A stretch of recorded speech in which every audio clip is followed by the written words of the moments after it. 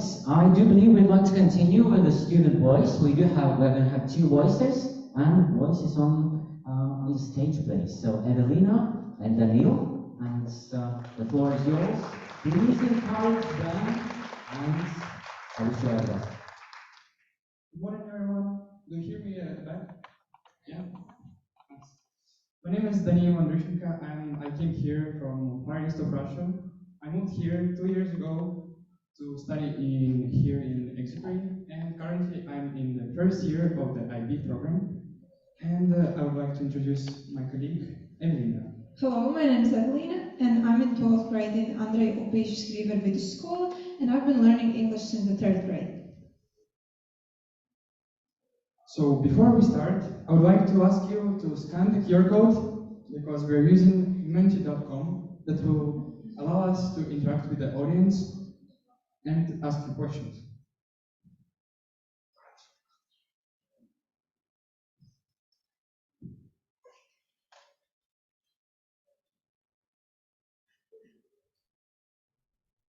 As you can see, our topic is overcoming fear of making mistakes. So, yeah.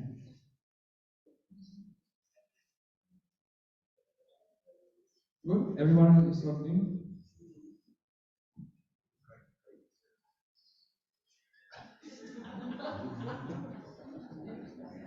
So you're receiving lots of likes. Alright, let's start. Don't worry, there will be a chance to scan the QR code later on. So let's start with the question, what difficulties did you face while learning another language?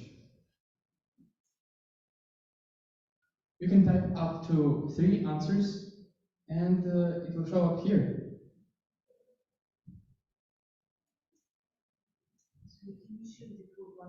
Yeah, there is a QR code.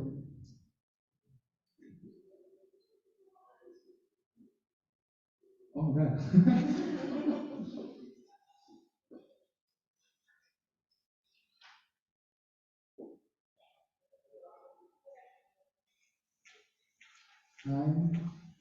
Monkey, alright. Excellent. Shyness. Wow. Some picked great. Why?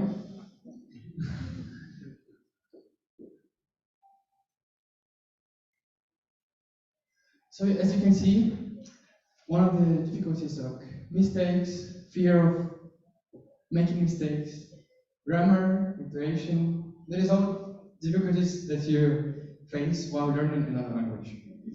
But let's see the statistics, how many students is learning another language right now.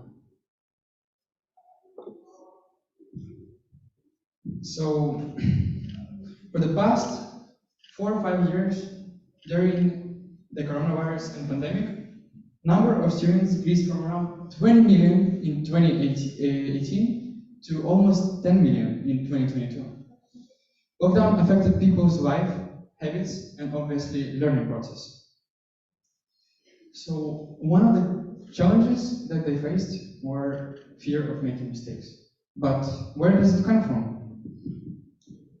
In this graph, you can see that a big part of students actually lack self-confidence, which means they're not confident enough to speak their mind, they're afraid of judgment, they don't feel like they can show their true selves because they lack the confidence they need. Another aspect is fear of judgment. This is usually judgment by the teachers, by other students, maybe even their friends. And another really important aspect is the anxiety of teachers' feedback. I've heard from my classmates that sometimes they're not afraid to speak. They're afraid that they will get a bad grade, or the teacher won't like what they said, or it won't meet the criteria. And as you can see, actually, the highest percentage of learners are afraid of being judged and failing. As an example, I would like to share my experience of learning English in Russia and here in Executive. Here you can see how the learning process in Russian public school looks like. So the teacher is speaking in the front, and the students are sitting and listening on the back. After 5 years of learning English, I had very little progress because I didn't have enough practice, and the theory that we learned, we were not using it in our daily lives, and we were not encouraged to do so. Students often afraid of failing and disappointing the teacher, and usually you focus on the appreciation of the teacher rather than on learning the language.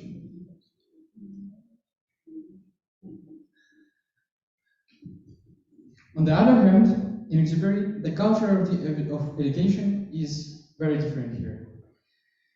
I have been studying here for almost 2 years, and I'm quite sure that we can agree that it is an awesome school with an awesome program and little advertisement.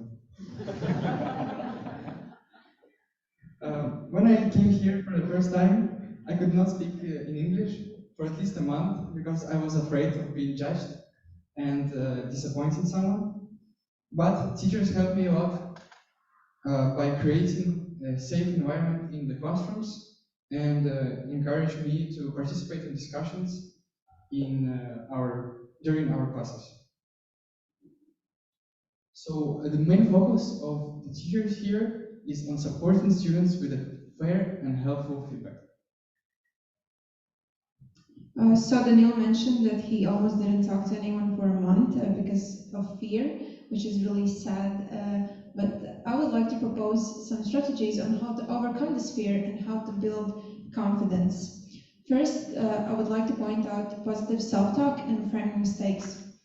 Often students can be too harsh on themselves, judge them too hard. They want to feel like they fit in and be better, which is of course good, but sometimes it can be just a bit too much. And that can lead them to feeling sad that they cannot be like others or speak as well. And they might feel not strong enough to try again if they're made a mistake. But I want to say that reframing mistakes is a really great technique. You just have to try and look at things a little differently from a different aspect. And when you happen to make a mistake, look at it as a chance to learn from your own experience. The second strategy is embracing imperfection and setting realistic goals. When you dream big and trying to learn English in a short amount of time, you usually give up. So set realistic goals that you can achieve, and when you do that, you meet the expectations that you set to yourself, and you get this great feeling of achievement and success. Another strategy is creating a safe and supportive learning environment. And I want students and teachers to make sure that the people and the environment around you is positive and uplifting and encouraging. And I want to say that don't let other people bring you down or discourage your learning process or progress. Rather, spend your time with other students that are learning or someone that already knows the language you're learning, and they can help you with feedback and tips and their own experience. And the last but not least is encouraging risk-taking and experimentation. It can be very difficult to overstep yourself, but it is often good to take risks, because you never know what opportunities it can bring you. It is pretty hard technique, but it is very efficient, and it helped me a lot when I was learning language. So, what do you say we play a little game? A questionnaire was made to ask people which of these strategies they think is the best and which works the best, but we want to see if you can predict these results. So please use this menti.com again and rank all these strategies by order. Which do you think is the best?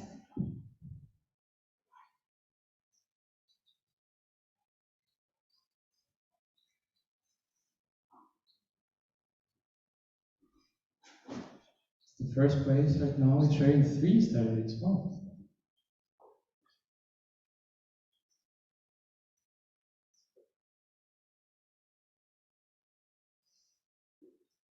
So right now we have, in the first place, is creating a safe and supportive learning environment. The second is, it's encouraging risk-taking and experimentation, embracing imperfection and setting realistic goals. And the last one is positive self-talk and reframing mistakes. Actually, you kind of guessed it, so congrats. And let's see the results of our questionnaire. So here are the results of our questionnaire. Together we had 96 answers, and which of them 82 were students and 14 teachers. And as you can see, you and the students and teachers we asked around actually think alike. Everyone seems to like the strategy of creating a safe and supportive learning environment. But as you can see, some of the teachers really like when their students take risks and experiment. But to get an even broader picture, we talked to some teachers specifically and asked how they and if they use these strategies in their lessons. So here are the answers. One teacher said that when students work in groups or pairs, they feel confident. They are not afraid to make mistakes. This is because when working in groups, students are usually with their friends or their classmates that they're familiar with, and they are not afraid to ask them for help, give feedback, and help each other. Another teacher said everything has to be balanced. Praising is necessary, which is true, but teachers have to remember that too much praising can actually cause harm because a student can not tolerate the idea of making a mistake, or they can stop progressing. They might even think that, oh, I'm never wrong. How can I be wrong? My teacher always praises me for my work. And then another teacher said that in her lessons, praise, ask, offer strategy is commonly used, thus developing students' ability to notice positive aspects of their peers' performance. And this strategy is actually commonly used in public schools, and so it is at mine. And it focuses on your peers' performance. And I want to point it out and show that we actually trialed this strategy in an English lesson. In the pictures, you can see my classmates. We had an assignment on public speech, and here are some quotes from the praise as offer notes. So it works like that. When one student is presenting their work, and other students praise them for something, ask them something, and offer something. So some praises are really simple, like very brave and confident speaker, a lot of information, interesting topic. This is like a compliment to the other student. It makes them feel better about their work. It makes them feel more confident. They know that they have done something good. Questions are usually either just about the presentation. For example, were you worried during the speech? How do you deal with it? Or they can be related to the topic of their work. Do you want to connect your future with what you talked about?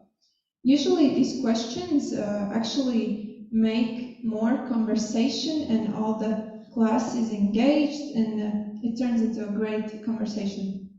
And offers are usually little tips on how to make their work better, how to do something differently.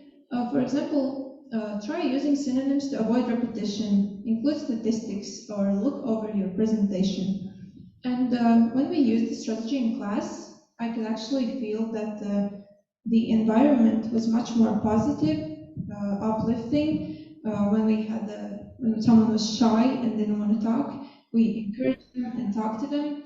And it's much more friendlier when we give each other these praises or offers, rather than the teacher just judging our work, saying if it's good or bad. To conclude, I would like to say, do not be afraid of making mistakes, because everyone is making mistakes. We give you just only 4 examples of strategies that you can use to cope with it, but you can create your own that you're comfortable with and use it in everyday life. And I would like to ask you, teachers, to engage these strategies in your classrooms, because it is very important for students to feel safe and to learn new language. And always remember to have confidence yourself and try to give to your students. And feel free to take our advice and remember to implement these strategies in your lessons. And now you can ask questions related to the topic or our experience.